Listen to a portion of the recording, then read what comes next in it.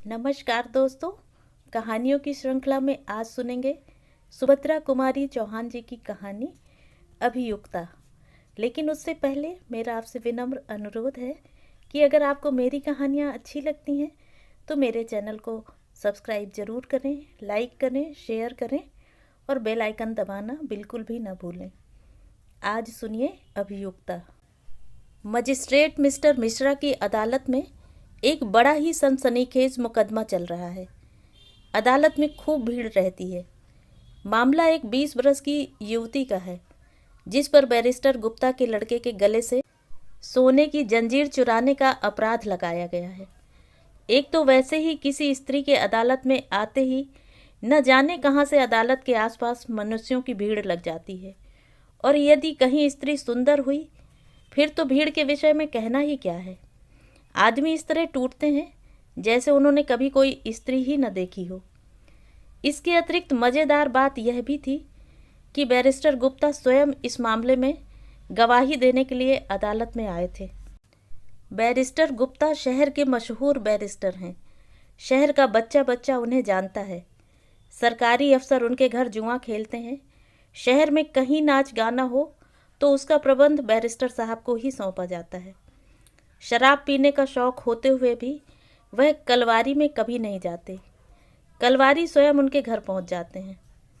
सरकार दरबार में उनका बहुत मान है और पब्लिक में भी, क्योंकि सरकारी अफसरों से किसका काम नहीं पड़ता। बैरिस्टर साहब हैं भी बड़े मिलनसार। पब्लिक का काम बड़ी दिलचस्पी से करते हैं। इस प्रकार के कामों में वह बहुत व्यस्त रहते हैं और दूसरे कामों के लिए उन्हें फुर्सत ही नहीं रहती।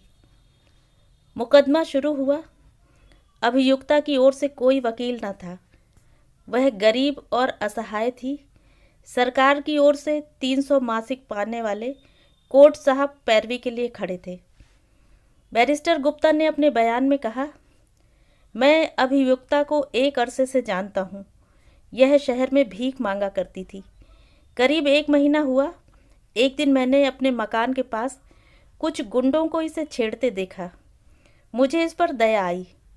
उन गुंडों को भगाकर मैं इसे अपने घर ले आया, और जब मुझे मालूम हुआ कि इसका कोई भी नहीं है तब खाने और कपड़े पर इसे अपने घर पर बच्चों को संभालने के लिए रख लिया।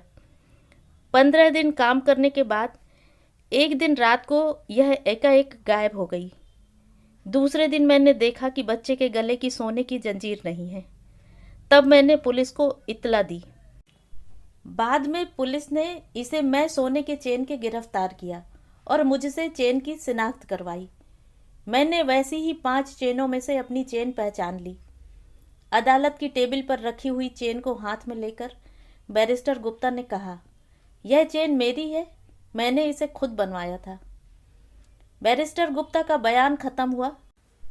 मजिस्ट्रेट ने गंभीर स्वर में अभियुक्ता की ओर देखकर पूछा, तुमको बैरिस्टर साहब से कुछ सवाल करना है? अभियुक्ता का चेहरा तमतमा उठा। वह तिरस्कार सूचक स्वर में बोली, जी नहीं, सवाल पूछना तो दूर की बात है, मैं तो इनका मुंह भी नहीं देखना चाहती। अभियुक्ता की इस निर्भीकता से दर्शकों के ऊपर आश्चर्य की लहर सी दौड़ गई। सबकी आंखें उसकी ओर फिर गईं। बैरिस्टर गुप्ता की ओर भी लोगों का ध्यान विशेष रूप से आकर्षित हुआ। उनके मुंह से एक प्रकार की दबी हुई अस्पष्ट मरमर ध्वनि सी निकल पड़ी। मुकदमे में और भी रंग आ गया। अब तो लोग अधिक ध्यान से मुकदमे की कार्रवाई को सुनने लगे। बैरिस्टर गुप्ता की बातों का समर्थन पुलिस के दूसरे गवाहों ने भी किया।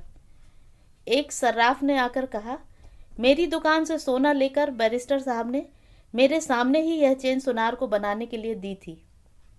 एक सुनार ने आकर बयान दिया, यह चेन बैरिस्टर साहब के लिए मैंने ही अपने हाथों से बनाकर उन्हें दी थी।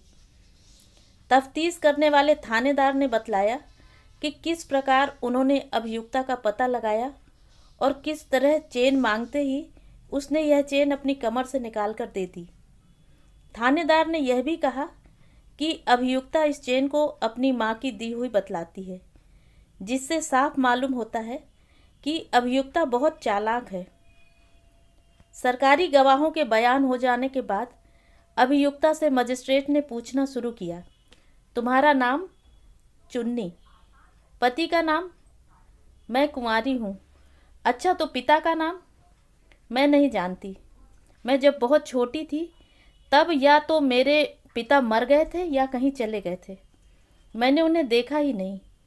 मेरी माँ ने मुझे कभी उनका नाम भी नहीं बतलाया, और अब तो कुछ दिन हुए मेरी माँ का भी देहांत हो गया। कहते कहते अभियुक्ता की आंखें डबडबा आईं। दोनों हाथों से अपना मुंह ढककर वह सिसकियां लेने लगी। दर्शकों ने सहानुभूतिपूर्वक अभियुक्ता की ओर देखा, किंतु कोर्ट इंस्पेक्टर ने कड़े स्वर में कहा, यह नाटक यहाँ मत करो। जो कुछ साहब पूछते हैं उसका जवाब दो। अभियुक्ता ने अपने को संभाला और आंखें पोंछकर मजिस्ट्रेट की ओर देखने लगी। मजिस्ट्रेट ने फिर पूछा, तुम्हारा पेशा क्या है? मैं मजदूरी करती हूँ और जब काम नहीं मिलता तब भीख मांगती हूँ, अभियुक्ता ने कहा। मजिस्ट्रेट ने प्रश्न किया, रहती कहाँ हो? जहाँ जगह मिल जाती है। तुमने बैरिस्टर गुप्ता के घर नौकरी की थी? जी हाँ। यह चेन तुमने उनके बच्चे के गले से चुराई? चेन को हाथ में लेकर मजिस्ट्रेट ने पूछा। अभियुक्ता ने बैरिस्टर गुप्ता की ओर देखा। उसकी इस दृष्टि में घृणा और क्रोध टपक रहा था। फिर उसने मजिस्ट्रेट की ओर देखकर दृढ़ता से कहा, मैंने जंजीर चुराई नहीं, वह मेरी ही है। यह सुनते ही बैरिस्टर गुप्ता के मुंह से व्यंग्यपूर्ण उपहास की हल्की हंसी निकल गई। इस व्यंग से अभियुक्ता का चेहरा क्षोभ से और भी लाल हो उठा। उसने किंचित क्रोध के स्वर में कहा, मैं फिर कहती हूं कि जंजीर मेरी है। मेरी माँ ने मरते समय यह मुझे दी थी और कहा था कि यह तेरे पिता की यादगार है, इसे संभाल कर रखना। मजिस्ट्रेट ने फिर पूछा, तुम बैरिस्टर साहब के घर से रात को भाग गई थी? कुछ क्षण के लिए अभियुक्ता चुप सी हो गई। आहत अभिमान उसके चेहरे पर तड़प उठा। फिर कुछ सोचकर वह गंभीर स्वर में बोली, जी हाँ, मैं बैरिस्टर साहब के घर से भागी। पहले इन्होंने मुझे गुंडों से बचाकर अपने घर में आश्रय दिया। तब मेरे हृदय में इनके लिए श्रद्धा और कृतज्ञता के भाव थे, परंतु वे धीरे धीरे घृणा और तिरस्कार में बदल गए। मैंने देखा कि बैरिस्टर साहब की खुद की नीयत ठिकाने नहीं है। वह मुझे अपनी वासना का शिकार बनाने पर तुले हुए हैं। धीरे धीरे वह मुझे हर तरह की लालच दिखाने लगे और धमकियां देने लगे। एक दिन इसी तरह की छीना झपटी में उन्होंने मेरी यह सोने की जंजीर देख ली थी, इसलिए चोरी का झूठा इल्जाम लगाने का इन्हें मौका मिला।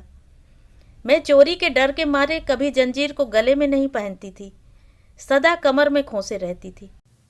अभियुक्ता का बयान सुनते ही अदालत में सन्नाटा छा गया। किसी को भी उसके बयान में किसी तरह की बनावट ना मालूम हुई। बैरिस्टर साहब के प्रति घृणा और अभियुक्ता की ओर सहानुभूति के भावों से दर्शक समाज का हृदय ओतप्रोत हो गया। सभी दिल से चाहने लगे कि वह छूट जावे, परंतु कानूनी कठिनाइयों को सोचकर सब निराश से हो गए। चेन उसकी होते हुए भी भला बेचारी इस बात का सबूत कहाँ से देगी कि चेन उसी की है। सफाई की पेशी का दिन आया। आज तो अदालत में दर्शकों की भीड़ के कारण तिल भर भी जगह खाली न थी। प्रत्येक के चेहरे पर उत्सुकता छाई थी। कौन जाने क्या होता है, कहीं बेचारी की चेन भी छिने और जेल भी भेजी जाए। यह न्यायालय तो केवल न्याय के ढोंग के लिए ही होते हैं। न्याय के नाम से सरासर अन्याय होता है। अदालतें धनवानों की हैं, गरीबों की नहीं। इस प्रकार की अनेक आलोचनाएं कानाफूसी के रूप में दर्शकों के मुंह से निकल रही थीं। अंत में मजिस्ट्रेट की आवाज से अदालत में निस्तब्धता छा गई। उन्होंने अभियुक्ता से पूछा, क्या तुम इस बात का सबूत दे सकती हो कि यह चेन तुम्हारी है? जी हाँ। क्या सबूत है? तुम्हारे कोई गवाह हैं?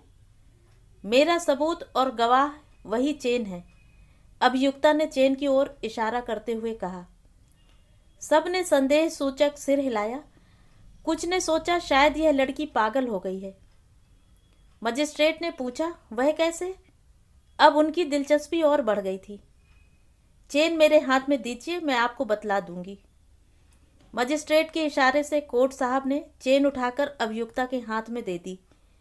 चेन दो लड़ी थी और उसके बीच में एक हृदय के आकार का छोटा सा लॉकेट था। जो ऊपर से देखने में ठोस मालूम पड़ता था, परंतु अभियुक्ता ने उसे इस तरह दबाया कि वह खुल गया। उसे खोलकर उसने मजिस्ट्रेट साहब को दिखलाया। फिर बोली, यही मेरा सबूत है, यह मेरे पिता की तस्वीर है। मजिस्ट्रेट ने उत्सुकता से वह लॉकेट अपने हाथ में लेकर देखा और देखते ही रह गए। लॉकेट के अंदर एक 20 वर्ष के युवक का फोटो था। मजिस्ट्रेट ने उसे देखा। उनकी दृष्टि के सामने से एक धुंधला सा चित्रपट फिर गया। 20 वर्ष पहले वह कॉलेज में बीए फाइनल में पढ़ते थे। उनके मेस की महाराजिन बुढ़िया थी, इसलिए कभी कभी उसकी नातिन भी रोटी बनाने आ जाया करती थी। उसका बनाया हुआ भोजन बहुत मधुर होता था। वह थी भी बड़ी हंसमुख और भोली। धीरे धीरे वह उसे अच्छी अच्छी चीज़ें देने लगे। छिप छिप कर मिलना जुलना भी प्रारंभ हुआ। वह रात के समय बुढ़िया महाराजिन और उसकी नातिन को उसके घर तक पहुंचाने भी जाने लगे। एक रात को वह लड़की अकेली थी। चांदनी रात थी और बसंती हवा भी चल रही थी। घने वृक्षों के नीचे अंधकार और चांदनी के टुकड़े आंख मिचौनी खेल रहे थे। वहीं कहीं एकांत में उन्होंने अपने आप को खो दिया। कॉलेज बंद हुआ और विदाई का समय आया। उस रोती हुई प्रेयसी को उन्होंने एक सोने की चेन मैं फोटो वाले लॉकेट के अपने यादगार में दी। सिसकियों और हृदय स्पंदन के साथ बड़ी कठिनाई से वह विदा हुए। वह उनका अंतिम मिलन था। उसके बाद वह उस कॉलेज में पढ़ने के लिए नहीं गए, क्योंकि वहाँ लॉ क्लास नहीं थी। वह धीरे धीरे उन सब बातों को स्वप्न की तरह भूल गए। किंतु आज इस लॉकेट ने उनके उस प्रणय के परिणाम को उनके सामने प्रत्यक्ष लाकर खड़ा कर दिया। उन्होंने सोचा, तो क्या यह मेरी ही? इतने में लॉकेट उनके हाथ से छूटकर टेबल पर खट से गिर पड़ा। उसकी आवाज़ से वह चौंक से पड़े। दर्शक भी चौंक उठे। मजिस्ट्रेट ने सिर नीचा किए हुए कहा, अभियुक्ता निर्दोष है, उसे जाने दो। यह कहते हुए वह तुरंत उठकर खड़े हो गए, जैसे न्यायाधीश की कुर्सी ने उन्हें काट खाया हो। तो यह थी कहानी। कहानी आपको कैसी लगी कमेंट करके ज़रूर बताएं।